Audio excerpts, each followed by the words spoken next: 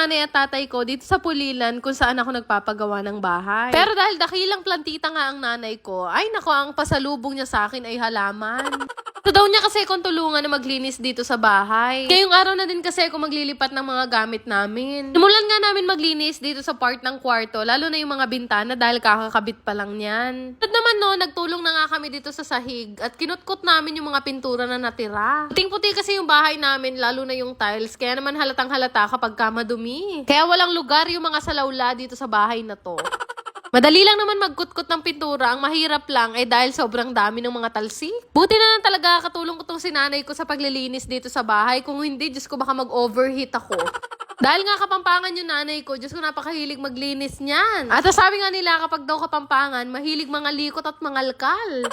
Sabi nga niya sa amin, siya na lang daw maglilinis at bumili na daw kami ng mga kakailanganin pa namin sa bahay. Kaya naman dali-dali, inaya ko na rin tong si Bebo habang may nag-aasikaso sa bahay. Ito nga kami nagtingin sa baliwag para magtingin ng mga lagayan ng TV at center table. Sabi nga, akala ko nabili ko na lahat, akala ko lang pala yun.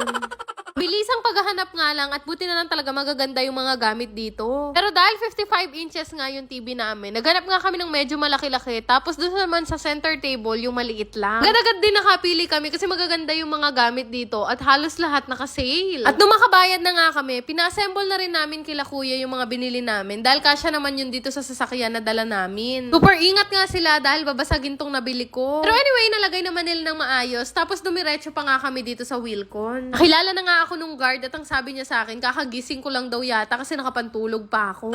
Kumuha na nga kami ng cart nung pagpasok namin at dumiretso na agad kami dito sa bilihan ng mga rice cooker. Bali, ito na nga yung napili naming rice cooker at medyo maliit lang talaga dahil dalawa lang naman kami ni Bebo. Sunod nga no, naghanap na rin naman kami ng induction tapos tinesting na rin nila kuya kung gumagana. Tapos nagtingin na rin kami ng mga kasirola at kawali na pwede namin magamit. After noon, ito ang pinakaayaw ko sa lahat, yung pagbabayad. Char. Sarap lang talaga mamili, pero pagbayaran na, mapapapikit ka na lang talaga.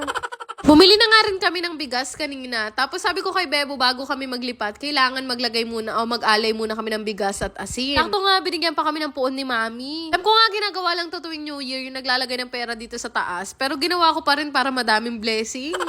Wala naman din kasi mawawala kung susunod tayo sa pamahiin. Bago daw maglipat, unahin muna tong puon, asin at bigas. Maya-maya nga nagkaayaan na nga kami ni Bebo na ialay na to dito sa bahay. Tuwang-tawa nga sa amin sila nanay at tatay dahil para daw kami sumasayaw sa ubando.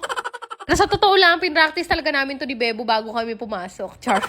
Hindi, kailangan daw talaga i-welcome yung bahay ng masaya. Tipin nyo yun guys, 23 years old pa lang kami ni Bebo, nakapundar na kami na sarili naming space. Kaya naman super thankful din ako sa inyo at sana lahat ng blessing na napapa sa akin ay mapa sa inyo rin nawa. Dahil naipasok na nga namin to at nakapagdasal na rin naman kami, sinabihan ko nga yung mga nagbubuhat na pwede nang ipasok yung mga gamit. Medyo nahihirapan nga sila dahil ang lalaki daw ng mga gamit.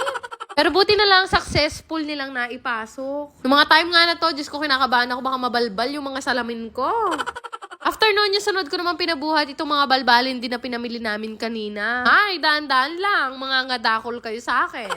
Natawa nga ako dito sa mga tagabuhat ko. Abi, nape-pressure daw sila sa akin. Diyos ko, buti na lang nandito yung nanay at tatay ko dahil pakanano ko itong aayusin kung ako lang mag-isa. Maberat ko at siya.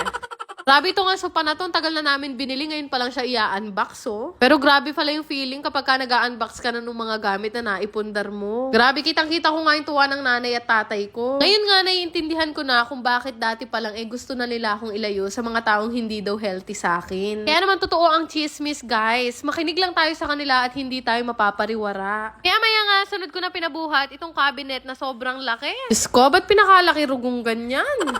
Tawa nga ako, ilang beses nila talaga sinubukang buhatin, hindi nila mabuhat dahil sobrang bigat.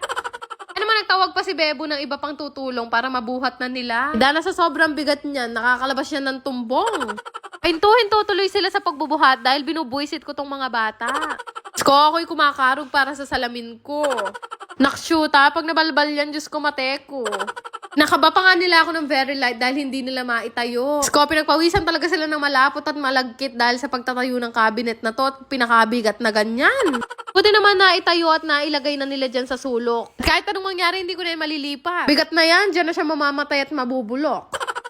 Congratulations nga pala kay Yuna Shera dahil siya yung nanalo ngayon ng 300 Gcash. Para manalo, i-share nyo lang tong vlog na to at sundin yung mechanics na makikita nyo sa comment section. Gusto nyo rin bang kumita habang naglalaro? Download nyo na rin tong Aurora game. I-click nyo lang yung register para makagawa kayo ng account. Gayang mobile number, mag-create ng password at yung OTP na marireceive nyo. Ganun lang kadali gumawa ng account at pwedeng-pwede na kayong mag-cash in para makapaglaro. Napakadali lang din naman mag-cash in. Ilalagay nyo lang naman ang inyong Gcash account name, Gcash number at yung login password. Napakadaming laro na pwede mong pagpilian dito. May Guess Size, Toss Coin at Benson WD. Pero isa sa mga madalas ko talagang laruin, itong color game. Bukod sa madali ang mechanics nito, mabilis lang din kumita dito. Para ka lang kasi naglalaro sa perya pero ang kinaganda dito, hindi mo na kailangan lumabas. Grabe guys, sobrang dali manalo dito sa Aurora game. Isa sa pinakamadaling laro pa dito ay itong Dragon and Tiger. Lang naman din kasi yung pagpipilian mo dito. Mimili ka lang naman kung Dragon, Tiger, or Tie. Sarap nga tumaya dito kasi ang laki ng napapanalunan. Tipin nyo, sa isang taya, minsan nananalo talaga ako ng kulang 2,000. Kapag ka nga nananalo na ako ng malaki, syempre nagka-cash out na ako. Yung kinashin ko nga kanina na 100 pesos, napalaki ko siya ng 10,000. Sobrang dali lang din naman mag-cash out. Lalagay mo lang naman yung Gcash information mo at wag na wag mong kakalimutan na ilagay yung login password mo. Di ba ganun lang kadali manalo dito sa Aurora game? Kaya naman, subukan nyo na rin itong laruin gamit ang link na makikita nyo sa comment section. Yun lang naman. Salamat!